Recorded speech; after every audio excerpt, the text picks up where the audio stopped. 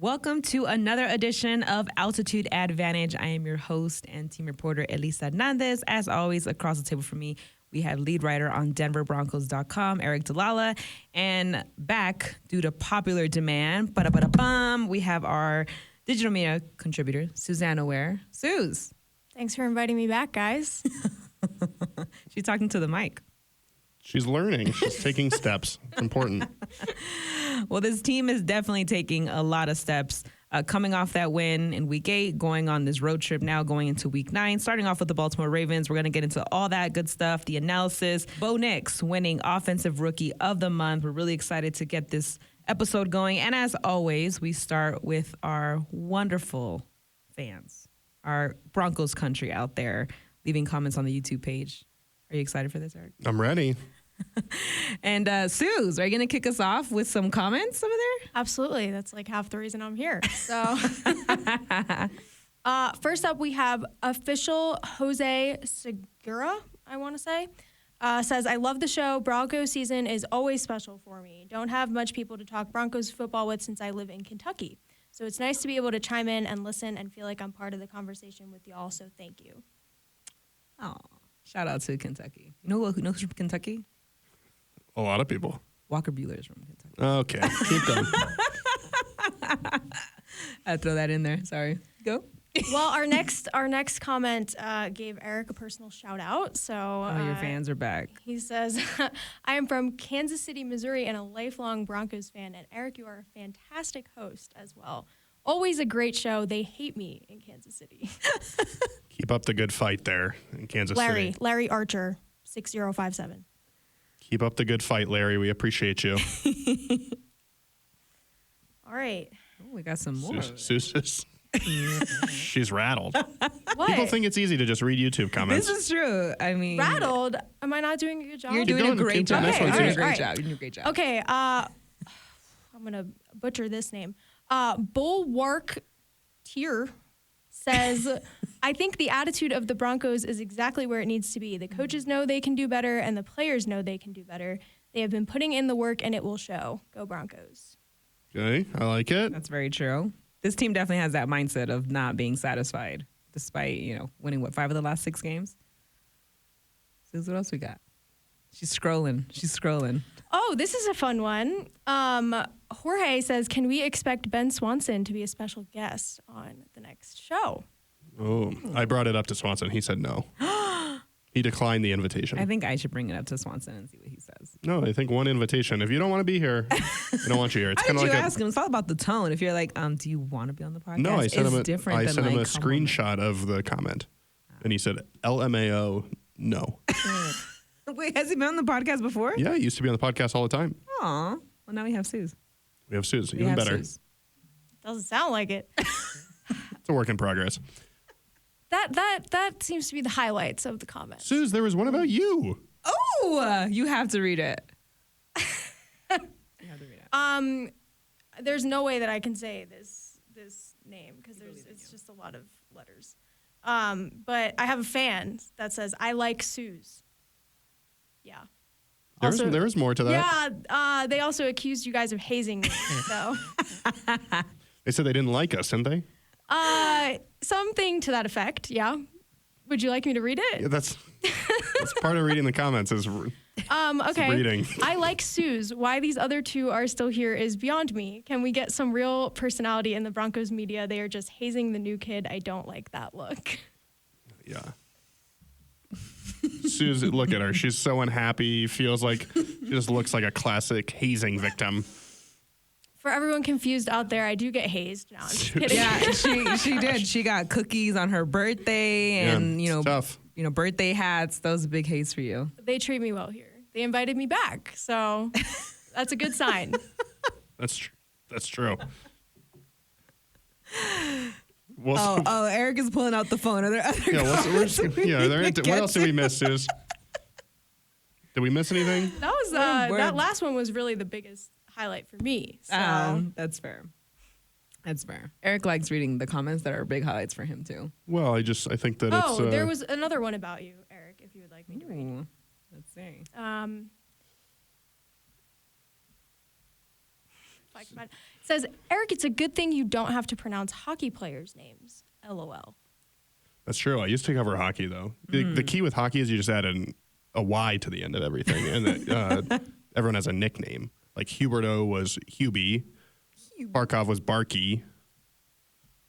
You just add a Y to everybody's name, and that's just what they do. It's nice. Yeah. There was one other one about James Diego. Elisa, numbers don't lie, but they don't tell the whole truth. Ooh. They tell the whole truth and nothing but the truth. What do you mean? No, you can make numbers say whatever you want. But the numbers are there for a reason. That's true. They're helpful. They are helpul. They're helpful. Anyway, Susan, I think that was a good start. We'll work on it. Oh, that's a sign I that have a you will be feeling back. I will not be invited back. So this might be the last you see of me. Nah, Suze. We like you being here. We like you being here because, this team is all about pushing forward. And I think one of the things that we've seen, especially as they kind of are gearing up for this road trip, this team has done really, really well on the road, 3-1. They were able to get that win at home, which was a big focus. And now shifting their gears to some really big, tough opponents. But before we get it really deep into that, we do have to talk about the progress of Bo Nix. Again, really taking that honor this month. In October, he was just on a tear, really ranking first in a lot of categories there. What can you say about Bo and the way that he's been able to really block out the noise and just continue to progress? Yeah, a good month for Bo, obviously. NFL Offensive Rookie of the Month, first Bronco to win that honor since Clinton Portis way back in 2002. Wow. Suze, how old were you in 2002? 3. How old? I was 3 years old in 2002. Wow. So what do you remember? What's your favorite memory of Clinton Portis's NFL Offensive Rookie of the Month performance back in 2002? It's hard to say. There's just so many different things to choose from. So It's a good point. It's a good point, Suze. This is where the hazing comments come from. This is not hazing. I'm asking Suze for her perspective. you're revealing my age on the podcast. Well, maybe you had a birthday recently. You could be two different ages, really. That's true. You know, it's not quite clear. Sure. Okay. Yeah. That's factual. That's factual. Numbers don't lie. Anyway, first Bronco to win Offensive Rookie of the Month since 2002. So that speaks to just kind of the rarity of what Bo was able to do. You've got to string strong performances together. He's just the third Bronco to ever win that award, joining, like I said, Clinton Portis. Mike Anderson is the other one who won it twice. I do think it makes things interesting from if you're looking big picture, the Rookie of the Year conversation. I know that Jaden Daniels is kind of a media darling at the moment, but now they've each won one Rookie of the Month award. And so who knows? Maybe Bo continues this strong stretch of play down the stretch. I would not rule anything out quite yet. We're only halfway through the season, but I think what's been impressive about Bo this month, Elisa, is one, he's won, right? And that's important. I know people talk about QB wins is not a stat, but certainly I think the fact that the Broncos have been able to win football games, win 5 of their last 6, like you mentioned, while having a rookie quarterback is a big deal. And, we talked about before the season, there might be some growing pains. There's been fewer growing pains, at least so far, than maybe a lot of people expected. So the winning really starts everything off. And then you look at the fact that he's just gotten better. He had I think in October, 7 touchdown passes, 9 total touchdowns, 1 interception, a passer rating of over 100. He leads all rookie quarterbacks in those different statistics. Passing yards leads all rookie quarterbacks. So he's just starting to string games together. Obviously, the Panthers game was a career best for him, and we know kind of where the Panthers defense is at this moment, but it's not just about the Panthers game. It's what he did in New Orleans. It's what he did against the Raiders. It's what he did to try to lead the Broncos back against the Chargers.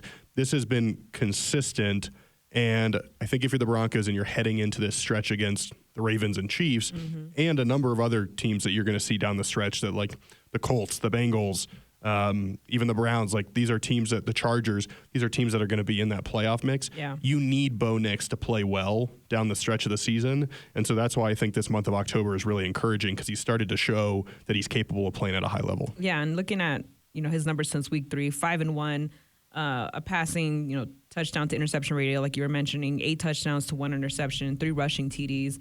In week 8, he became the first rookie QB in Broncos history with 3+ passing TDs and 1 rush TD in a game. And I think you kind of hit on it a little bit in terms of that resilience to try to come back in games. We saw that week 1 when they went down and they unfortunately lost to the Seahawks. But even in that game, he still was trying out there, putting his body on the line to get this team back in it. And we talked about that once that game was over in terms of like you looked at that score and it was a lot closer than you would have thought for a rookie quarterback. You go on the road, those big moments really didn't kind of sway him any other way. And with these big games coming up, you know, they're recently coming off from that primetime game. Thursday was a big deal in terms of like head coach Sean Payton going back to New Orleans for the first time, playing on primetime, really getting that exposure to a much, much larger audience. And for them to have a performance, not only from him, but on the defensive side, I think really kind of set them up to not, you know, get overwhelmed with facing the AFC's top offense or facing what could potentially still be the undefeated, you know, Kansas City Chiefs, defending Super Bowl champions. So I think when you're going against these teams, that mentality of thinking like, no, we have a chance to win and we have a chance to really make a statement. When we talked to the guys after practice yesterday, that was really kind of the theme that I got from everyone's interviews was kind of like, this is our chance to go in and make a statement. This is our chance to go in and show what we can do and execute. And I think from the defensive side is probably their biggest test of the year. Yeah, and definitely want to get into that in a minute. But Bo, in particular, I think we talk about like he's played well from a rookie perspective, but he's also like in October he was 7th in passing touchdowns, touchdown interception ratio among all quarterbacks, 4th in offensive TDs, 10th in passer rating. And so I think it's not just that he's playing well for a rookie. In October he played well for any quarterback, and I think especially the way this defense is playing, they're I think top in EPA. They're 3rd, I believe, in scoring defense, total defense. If you can get quarterback play that's even a league average level, but certainly if it's a guy that's playing the 5th best or the 10th best, like you're going to put yourself in position to win a lot of football games. Yeah. And then in addition to the good things he's doing, Bo is not putting the ball in harm's way, just 1 interception. The sack differential is still very high. They've got a plus 19 sack differential since week 3, which is highest in the NFL. They've allowed 7 sacks since week 3, which is tied for the 2nd fewest. And so he's playing at a high level and he's giving you a chance. And I think if you're a fan too, you want to see the flashes throughout the month. And I think like if you think back, there's been a lot of big plays that Bo has made. And I don't know what stands out to you guys as like your favorite or your top Bo play, but even to me the ability to shake off that sack against the Chargers and run for 20 yards, like it didn't ultimately result in a win, but that type of play just shows you the athleticism, the big play quote magic that he has that I think you need from your quarterback in today's NFL. Yeah, I agree with that. And I think when you look at the expectations that the outside world had put on the Broncos, I don't think they picked this team to even win 3 or 4 games. And now you have your 5th win, potentially going down the stretch with that 5th win. Bo Nix got the most QB wins by a rookie in Broncos team history, which is, I think it's a big deal given, the kind of pressure he was under to kind of come in and begin to be part of that culture change here. And one of the things that the veterans on this team have said since week 1 is he doesn't act like a rookie. He may have his rookie moments on the field, but he doesn't act like a rookie. He doesn't command the offense like a rookie, and he doesn't lead like a rookie. I mean, he's one of the captains of this team, and I think that says a lot about his poise and his confidence and the way that this franchise has put the confidence in him and given him the tools to really kind of lead this offense that has a mixture of veterans and young guys, and I think that's a good combination to really kind of add to his success. Definitely, and I think that as you turn toward this week's matchup, it's a Ravens defense that obviously has a lot of playmakers. Marlon Humphrey back at practice this week. They're known for being that tough physical team. Yeah. And Bo talked about that Wednesday, basically saying, hey, we know what sort of game this is going to be. We've got to match the intensity. We've got to match the physicality. I think the Broncos have to find a way to run the ball well. The Ravens this year have allowed the fewest rushing yards per game in the NFL. They're also facing the fewest rushing attempts in the league, so that impacts that stat a little bit. Statistically, it'll show you that they're not great against the pass. They're toward the bottom of the league. But as passing yards. Right, but as Bo and several other guys pointed out on Wednesday, that's because they're getting such big leads that at the end of games, teams are forced to throw the ball. Some of them are empty yards, and so I don't know that it's I wouldn't look at this matchup as just the Broncos are going to be able to throw it around as much as they want. When we heard Sean Payton and Bo Nix talk on Wednesday, a lot of it was still about the balance and that you've got to find a way to run the ball despite how good the Ravens are at stopping it. You've got to find a way to stay in third and manageable. You've got to be good on first and second down, because if you just become one-dimensional and you just drop back and throw it every time and you can't run the ball and you're in third and long and you're trailing, like that's when bad things tend to happen. Veteran defenses, they'll get after you, they'll force mistakes. And so I think if you're the Broncos, you have to find a way to stay just like in manageable situations, and it's easier said than done. But I'll be interested to see how the Broncos attack this week, because it sounds like they're going to be committed to the run and kind of try to play their game. But, who knows? Sean Payton's talked about every game has its own path to victory. Maybe they're saying we got to stay committed to the run, and then they're going to come out Sunday and sling it all over the place. We'll have to see. But certainly that balance helps, and I think we've just heard Sean say enough times a good running game, a good defense helps a young quarterback. I would think that they want to prioritize those things on Sunday. Yeah, I think the stat of the way that Bo has not had negative plays in a lot, or has limited his interceptions, had 0 interceptions in week 8, that's a big deal, because you also look at Kyle Hamilton on the Ravens side, and he could potentially had a game-ending interception in that game to really kind of turn things around. But you kind of look at the other numbers of that secondary, and they give over 330 yards to the Browns. Obviously, they stunned the Ravens at home to beat them. And I looked at the 3 losses that the Ravens have. One is from opening night, basically, where they lost to the Chiefs. And then they've lost to the 2, and they only had 2 wins at the time. They lost to the Raiders, and then they lost to the Browns. So that tells me 2 things. One is, depending on how this team is playing, but they're not unbeatable, right? Like, every team kind of has a chance to beat them, to find that key moment to do that. And, I spoke to Zach Allen after practice yesterday, and they're well aware. And they're like, look, that offense runs through Lamar Jackson and it runs through Derrick Henry, and we have to make sure that we do our job to not give up an early touchdown, to not give up any kind of late touchdown, but really kind of contain, this offense the best that we can. And Jonathan Cooper mentioned that he played against Derrick Henry about 2 years ago, and kind of joking, he was like, he's a big dude. Like, he's hard to bring down, especially when you kind of, he gets kind of rolling and really running downhill. But like, if you were able to stop him at the line of scrimmage or even kind of in the backfield, that's a way to kind of bring him down, especially with that defensive front. But one of the things that I do want to touch on before we really dive into the defense was a question that Bo was asked when I think it was you that asked it about him and Lamar Jackson, that comparison, and his face, like, as long as he was flattered, he was like, hold on, like, let's not get caught up in that. Yeah, I mean, it was a semi-joking question, because somebody our friend Mike Kliss put out a stat a couple weeks ago that Bo was actually leading Lamar in rushing yards and yards per carry and touchdowns over like a 2-week span. But it is just interesting, like, you talk about a dual threat quarterback, which Bo Nix has been labeled. Yeah. Lamar is kind of in like a league of his own in terms of what that rushing attack looks like. Right. And so, yeah, Bo was funny. He said, I don't want to be compared to Lamar, because I'm not going to look good if you're comparing my rushing ability to Lamar Jackson's.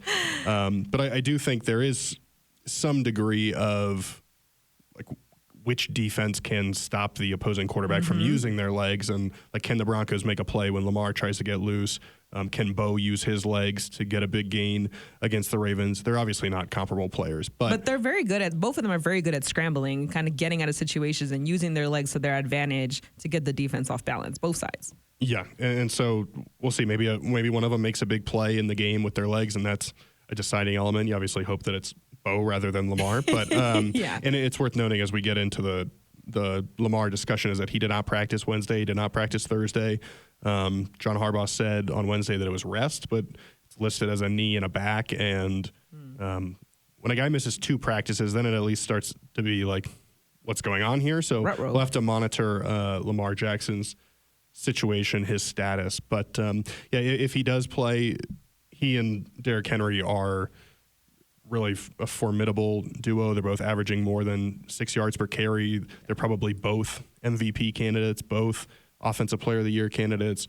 Henry seems to have this knack for like that chunk play late in the game when the defense is worn down. And so it is just going to be a true 60-minute battle. You hope that I think I saw a stat about it's the top-ranked offense versus a defense that allows fewer than, I think, 15 points a game. And it's just going to be a good test and to see, can this Denver defense hold up against these guys?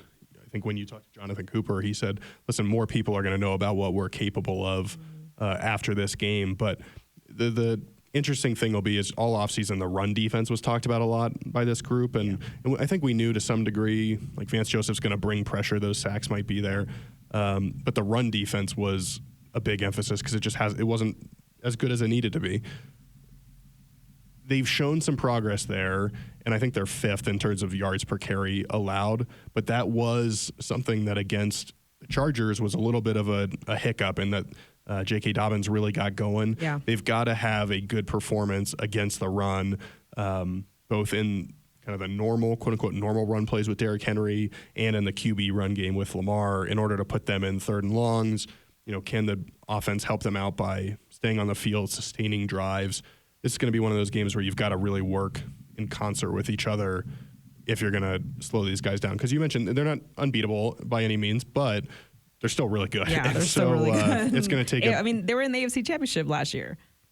It's going to take a big performance by the defense for sure. Well, to bring in Suze a little bit, I'm going to have you check on some stats for us to see what was Lamar Jackson's longest run and what was Derrick Henry's longest run from that Week 8 performance against the Browns. Because you look at this Denver offense, they have scored 28-plus points in 3 of the last 4 games. So they've been able to really get that offensive, performance kind of going. The National Tight Ends Day obviously gave a big shine to the tight ends on this team, which was good.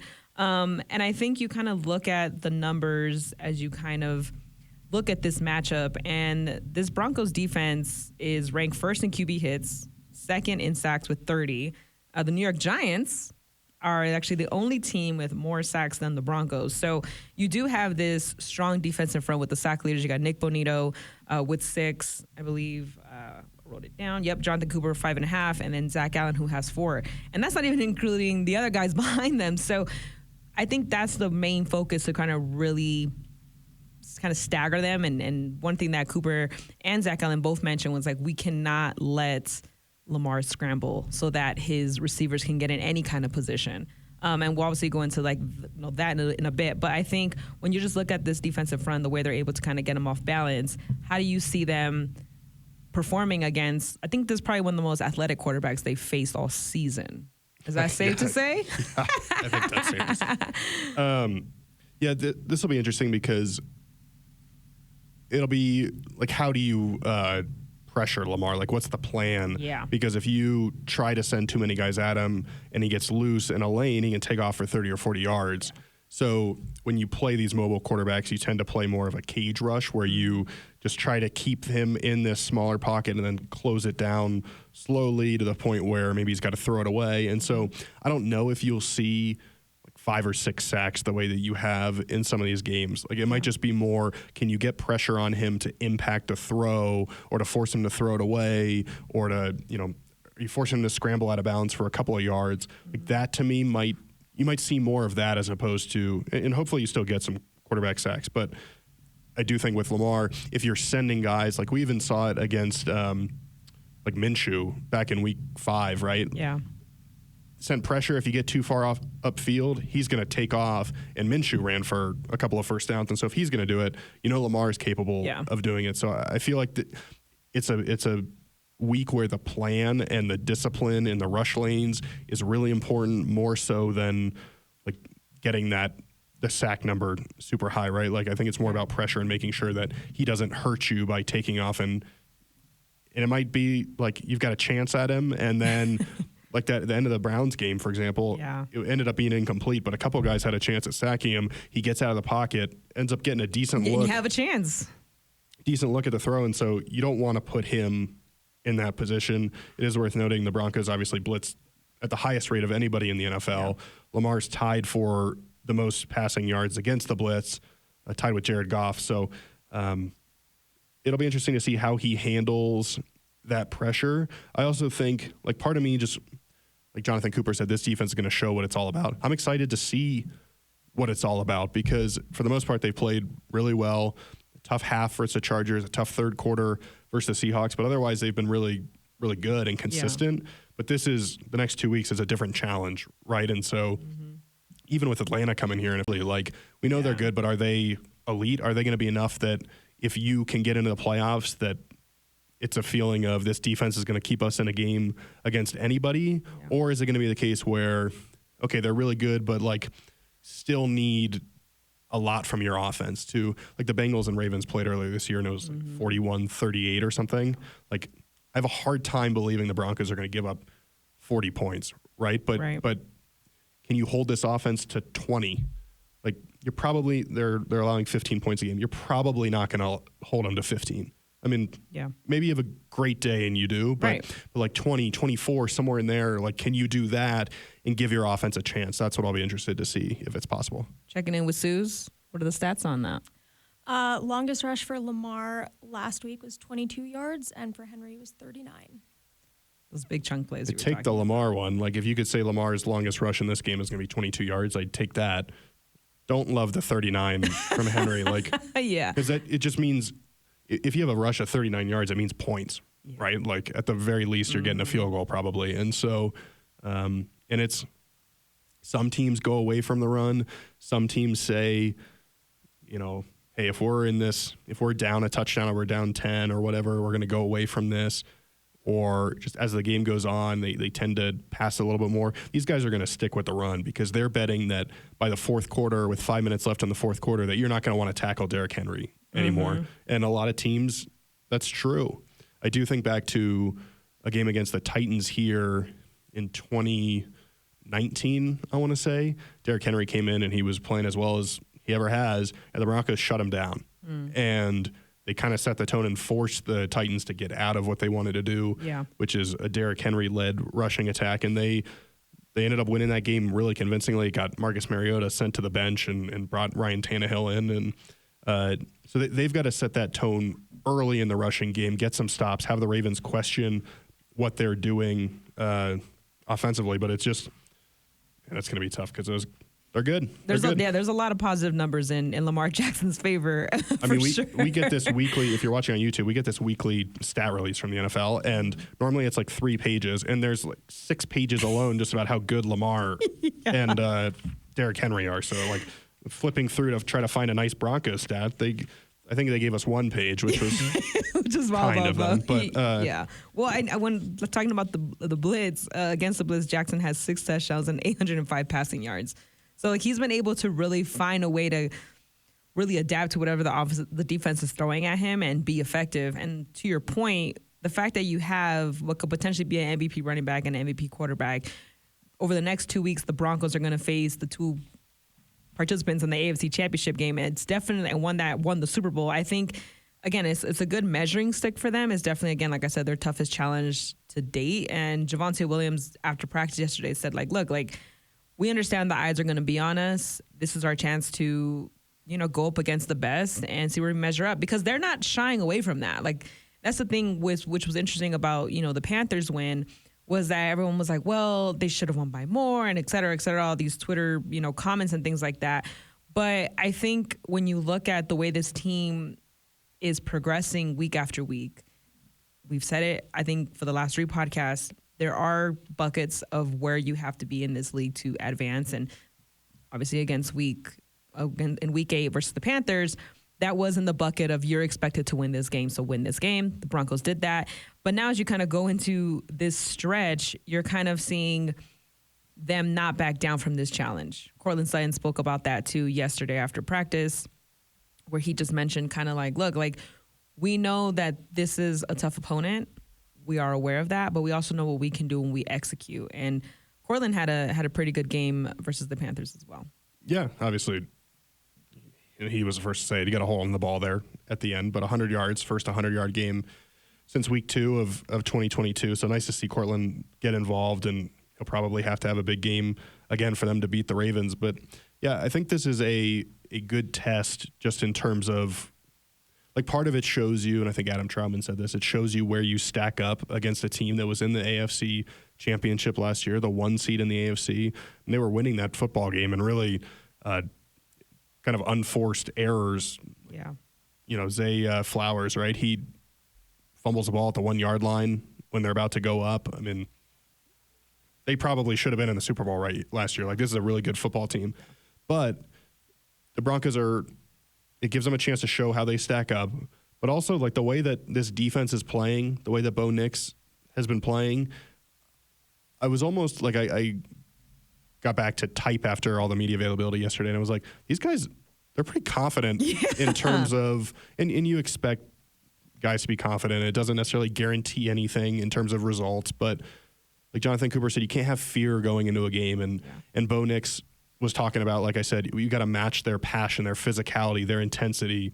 I asked Sertan about, hey, AFC North teams are known to be physical. Like, what do you expect? And he was like, that's how we play too. And he said that's what we stand on. Like, I think they view that as playing into their favor as well. And so, you know, I've always had this circled as one of the toughest games on the schedule. This 2-week stretch in particular is the toughest 2-week stretch they're going to have all year. But if they play defense the way they've shown they're capable of, if Bo Nix can make a few plays, like, there's no reason that they shouldn't be competitive in this game and can't find a way to win it. And I think this is a big chance on national TV. Jim Nantz, Tony Romo are calling the game for people around the country. And I know that some of this doesn't matter, but it's a chance for people to say, like, oh, the Broncos were, like, I think right now some people view the Broncos externally, like some of the national podcasts I listen to, it's like, oh, they're a cute little story. They're 5-3. Their defense is playing well. Like, Bo Nix has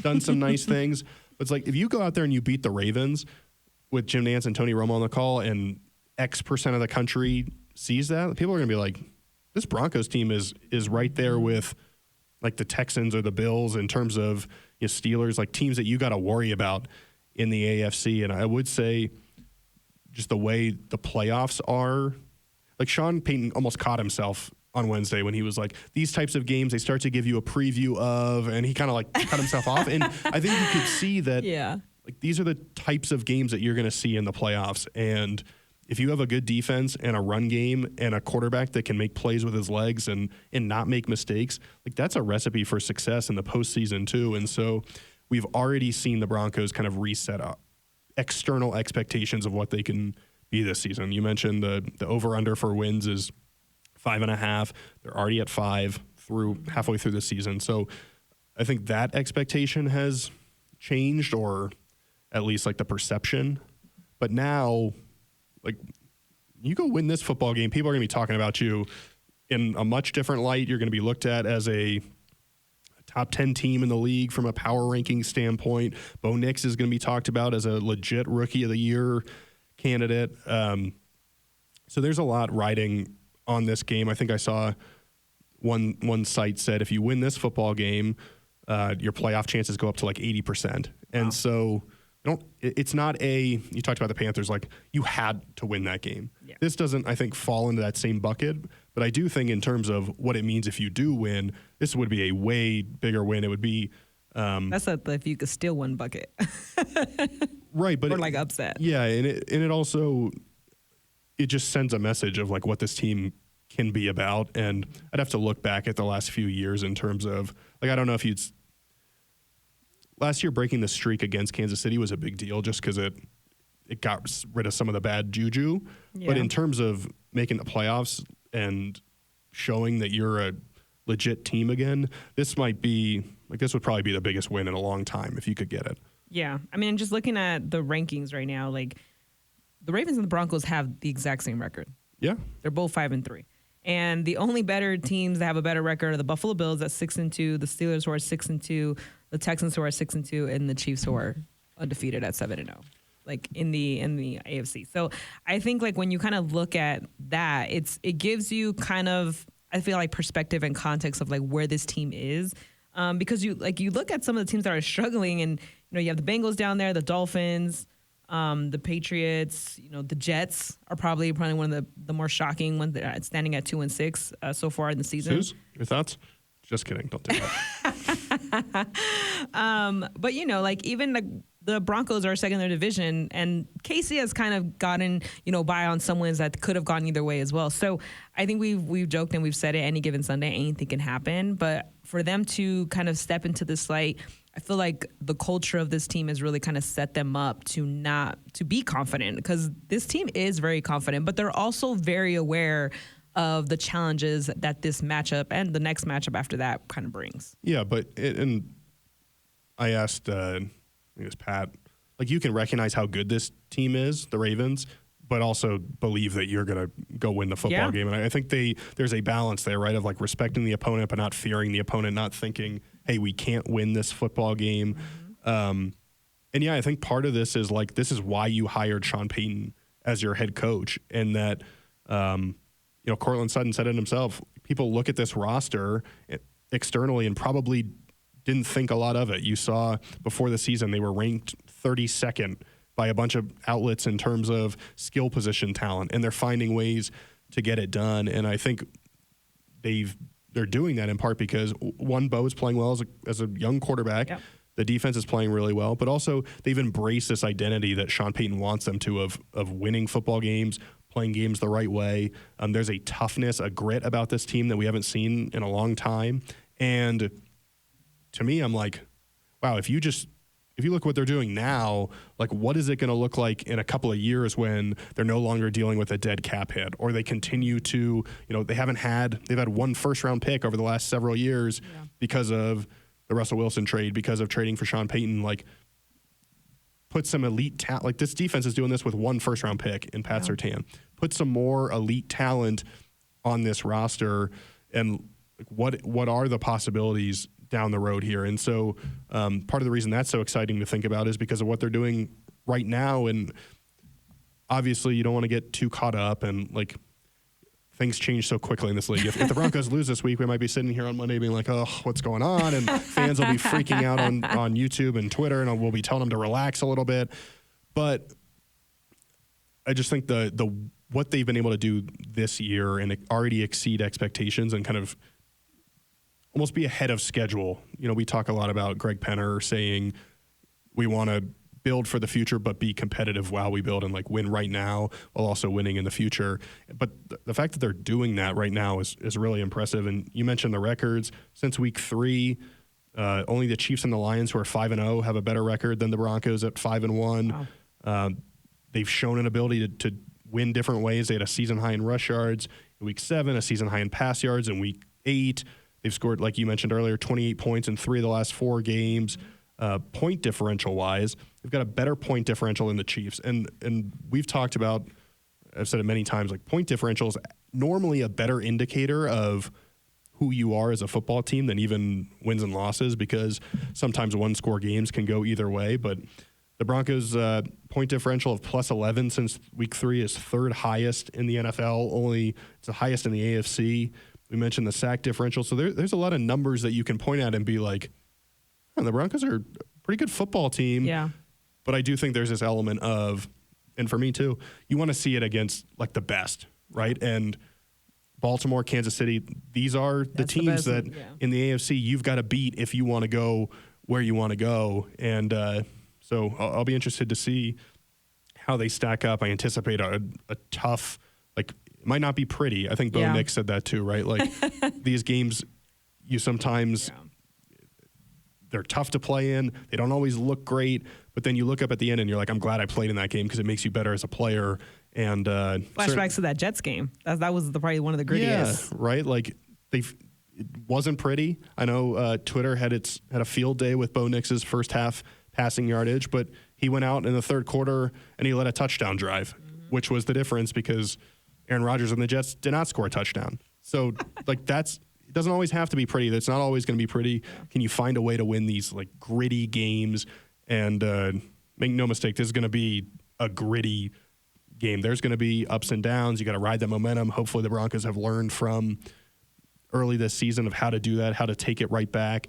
And we'll see how it plays out. I do want to touch on one thing. You can touch on whatever you want, Elisa. I know, but there's one thing in particular that you were talking about that really kind of got my little antennas going, was just how things can change. And that kind of referenced me to the Chargers game when Pat went out early. Obviously, Pat is now back. He had an interception against Carolina. I guess my question to you, being around the guys and kind of seeing the way this culture has shifted, how beneficial and how much of an impact do you see Pat having, especially when you're going against this kind of team, not only from a field perspective, because, you know, we could potentially see him against Zay Flowers, but just from like a leadership perspective of wanting to kind of the unit is back together in a way that against one of the tougher opponents. Yeah, obviously the guys you have out there, the better players, it sounds simple, right? But like having the best player on your defense out there is going to help. Yeah. We'll have to see. PJ Locke obviously did not practice Wednesday as we're recording this. Don't know his status for the game. So you're asking a lot of Key to come in and step in there. If he's, again, the guy that does that. Delarian Turner-Yell also returned to practice this week. So we'll see what his status is. But yeah, this defense is close to full strength. You've got Quan Alexander, Justin Strnad kind of alternating depending on the package at inside linebacker. But you've got guys that are kind of making names for themselves as opposed to starting as household names. Yeah. I would guess if you're just a casual fan of, say, I'm trying to think of a team, like the Jacksonville Jaguars, do you know who Zach Allen is before the season? Maybe, if you're like really dialed in, but like now you're probably starting to hear about, because on Twitter, every graphic that has pressures or sacks or hits, like Zach Allen's on that graphic. Yeah. So you know who that guy is now. And if you are, I saw some, quote, analyst. We love the air quotes. Had a lot of like blogs in his title, but it's okay. He was like, who is Jaquan McMillan? Like, why is the Broncos defense playing so well? I was like, so you're a film analyst, but you're not watching film of teams in the NFL? A little confusing to me. Make it make sense. A little confusing. But like McMillan, Riley Moss, like JFM, the Jets were like, we don't want this guy. We'd rather have Hassan Reddick. He's playing at a high level. Like there is this element of guys. I think people are going to start to know who these guys are. And Jonathan Cooper said, we mentioned it earlier, people are going to think of us differently after this game. But that only is good if you win and perform well, right? Because if you go out there and Lamar and Derrick Henry continue their great seasons, what they've been people doing will all think season. differently of you, but not in the way that you want. So this is, guys have talked about for a long time, we want to be in the playoff race. We want to be in the playoff hunt. Go take advantage of that opportunity and show up and have a big game. And they've won 3 in a row on the road. They previously, before Sean Payton, and even a little bit last year, the early starts, like the 11 a.m. Mountain kickoffs that are 1 p.m. Eastern or 12 p.m. Central Time, those would mess with the Broncos because they're so used to playing, at 2 or 2:20 Mountain. This year it hasn't been an issue. They showed up in Tampa, smacked them. They go to New York, they win a tough game. So you got to be ready to go from the jump. You got to be ready for a physical game, and hopefully it's enough. Yeah, that's one thing that head coach Sean Payton mentioned as well. He's like, those mistakes of, giving up an early touchdown or a late touchdown, you can't do that against these great teams. But I think this team is ready for the challenge, and obviously going to be really exciting to see the performance that they put out on Sunday. And since you said I can bring up whatever I want. Okay, I regret that. It's Halloween. Oh, no, Happy Halloween. This is fine. Happy Halloween, Broncos country. Happy Halloween. Make sure you guys are safe this weekend if you guys are celebrating. Is Halloween dangerous? It's spooky season. Okay. First of all, I need to know, before we close out the show, what was the last costume that you dressed up as? Suze, I'm coming to you next. Gosh, Suze, if you know your answer, I haven't dressed up in a long time. Kind of a curmudgeon. It's been 13 years since I wore a Halloween costume. I don't remember what it was. Not a clue. Okay, Suze, that wasn't helpful.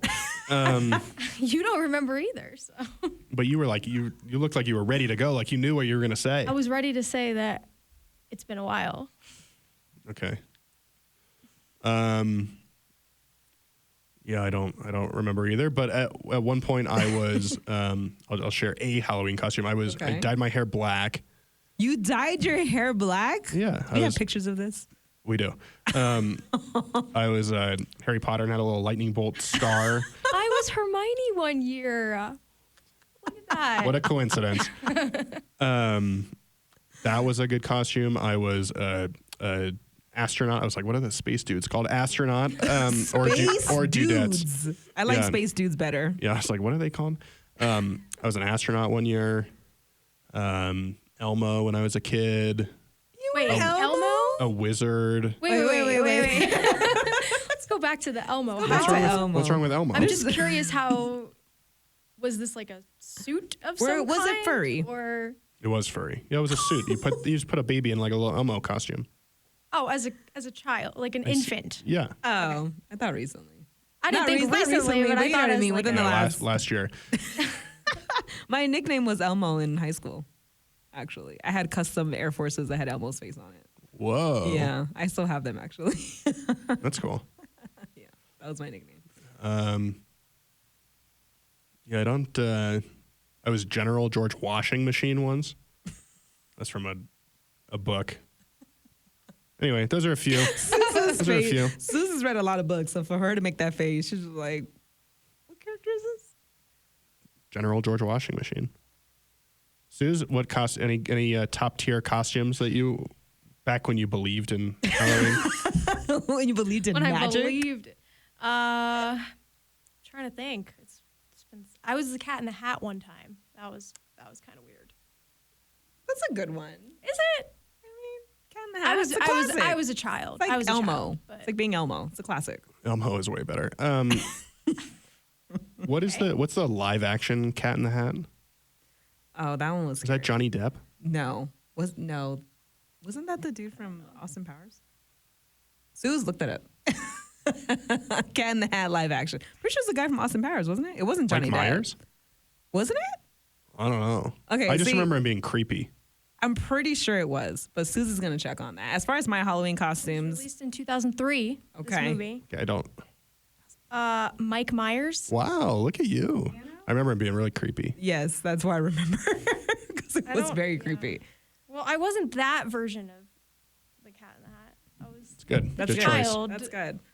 This year, I actually dressed up as a butterfly. And This year? Yeah, Oh, I had like a little early celebration. I was like, Halloween's today. Yeah, but I can't celebrate today because we're at work. Why didn't you dress up today? I am dressed up. What are you supposed to be? I'm just a grumpy. I'm just grumpy. Just grumpy. So you're Oscar the Grouch. Sure, yeah. I'm not wearing green, but I think my favorite Halloween costume, I was Moana one year. That was probably one of my favorites. That was like, the NFL put out a graphic, and Pat Surtain is dressed up as a little lock. aww. You have to talk and hold it up. You have to talk. I'm talking. Okay, it doesn't want to work. First Anyway, thing, speaking to the microphone in just- longer than just 2 imagine- seconds. Yeah, first lesson of podcasting. Imagine Pat Surtain wearing a lock. That's what it looks like. I like that some of the guys dress up. Quinn Miner said that he was going to dress up as a pirate and hand out full-size candy bars. First of all, people that hand out full-size candy bars deserve all good things. So, are you going to hand out Halloween candy? I did last year, and only like 4 children came by the house. I live in I thought a neighborhood where there'd be lots of trick or treaters, but I think these days, Suze, this is a nice little like kids these days. I think trunk or treat is more popular now. Yeah. Where you go to like a little cul-de-sac and everybody opens their trunk and you. What? Yeah. You didn't know about this? I'm not up with the times. I learned about this last year. I think people are just worried about their kids going up and knocking on strangers' doors these days. We were fine. We We were made it. fine. We made it. We made it. So got a big bag of candy, and I'm hopeful that not many kids show up and I can just eat it myself. All right, before we get out of here, one more question. I'm going to come to you last. Favorite Halloween movie, or do you have a Halloween movie that you at least leave on in the background? Susan's seen like every Halloween movie possible over the last few weeks. Yeah, you have, actually. That's a joke because I've seen no movies. Oh, you mean in our office? Yeah. Oh, yeah. Well, Shout out the social team. Yeah. No, I don't have a pick. No? No. I don't really have one either. A You don't like Halloween movie? Or just scary movies? No, I don't like scary movies. Why? Definitely, because they're scary. I Did don't you like watch them. a scary movie that traumatized you? I just don't like. like The Nightmare Before Christmas, terrifying. No thanks. I've never seen it. What? Courage the Cowardly Dog. I know, not a movie, but terrifying. Don't like that sort of thing. I've never even heard of that. Courage the Cow. First of all, Courage has courage. And have you not seen Night Before Christmas? This podcast is going off the rails. I've seen but like 5 movies. we need to change that. Tim Burton is a genius. Literally, okay, for those watching, my nails are literally Corpse Bride from Tim Burton in honor of Halloween. I have Victor and I have Emily and I have Scraps. And Like, I is have there a little nice like butterfly. Halloween rom-com or something? I Oh, don't- maybe isn't there like Charlie Brown's Great Pumpkin? I'll go with that. That I'll go one's with that. good. Oh my gosh. Oh, Casper. I need Casper. Casper Casper's was a cute. highlight as a kid. But like we get into things like a haunted mansion. No, thank you. The Haunted Mansion is good. Halloween one's Town. fine. Nope. Go sign. So you've never seen Corpse Bride? Tim Burton. That's kind of like a rom-com. Absolutely not. That's like a rom-com. Freaky Friday. That's not a Halloween movie. It's movie. listed on Google. Suze, look up the scariest movie of all time before we get out of here. The scariest just movie of Google all like time. scariest movie of all we're off time the and see what rails they here. say. We are. But it's Halloween. It's spooky season. You know, we're not going to see Broncos country until Monday. So The first result is Halloween, which I classic. heard that's not actually scary. And the second is a movie I've actually seen, Oh, The Shining. have you seen The I Shining? have seen The Shining. Have you read the book The Shining? No. I think that The Shining, and this is obviously Colorado ties, right? Yes. It doesn't hold up great, I don't think. It just is not like, it feels so dated that it's not that scary. Yeah, but I like the concept. I prefer a psychological thriller over Okay. like a... Okay. Check out, What? check I was out, saying check out Shutter Island. Check out Skeleton That's Key. a great one. Shutter Island? Yeah? No? Skeleton Key? Nope. All right. All right. All right. What you guys can do this weekend after you watch this podcast or listen to this podcast, and also check out Broncos Weekend on Saturday. It's gonna take where you all weekend. where we have Hall of Famer Steve Atwater and former Bronco and ESPN analyst Orlando Franklin hanging out with us in the studio to break down even more analysis of this upcoming matchup. So make sure you guys check out Broncos Weekend on Saturday. We are going to head out and go watch more scary movies in the office. So we appreciate all of our Broncos country for listening. Again, I am your host and team reporter, Elisa Hernandez. Across the table from me, we had lead writer on DenverBroncos.com, a.k.a. Elmo, a.k.a. Space Dude, Space Dude Aric DiLalla, and our wonderful digital media contributor, Susanna Ware, that cannot remember her last Halloween costume. We appreciate you guys listening, and we'll see you guys next time. Happy Halloween, guys. Thank you.